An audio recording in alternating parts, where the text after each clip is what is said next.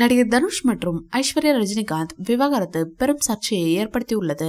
கடந்த 2004ஆம் ஆண்டு காதலித்து திருமணம் செய்து கொண்ட ஜோடி தனுஷ் மற்றும் ஐஸ்வர்யா. இந்த தம்பதிக்கு யாத்ரா, லிங்கா என 2 மகன்கள் உள்ளனர். இந்நிலையில் கடந்த 2022ஆம் ஆண்டு தங்களுடைய பிரிவை அறிவித்தனர். இவர்களுடைய பிரிவு செய்தி அனைவருக்கும் அதிர்ச்சி கொடுத்தது.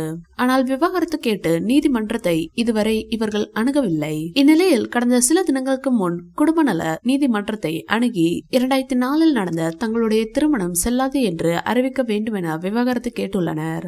இவர்கள் இருவரும் விவாகரத்து செய்ய என்ன காரணம் என பலரும் கேட்டு வருகிறார்கள்.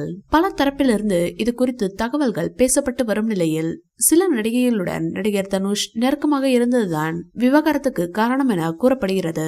மற்ற விஷயங்களை ஐஸ்வர்யா சகித்துக் கொண்ட போதிலும் மீண்டும் மீண்டும் இப்படி செய்ததால் தான் விவாகரத்தின் காரணம் என தகவல் கூறுகின்றனர். ஆனால் இது எந்த அளவிற்கு உண்மை என தெரியவில்லை.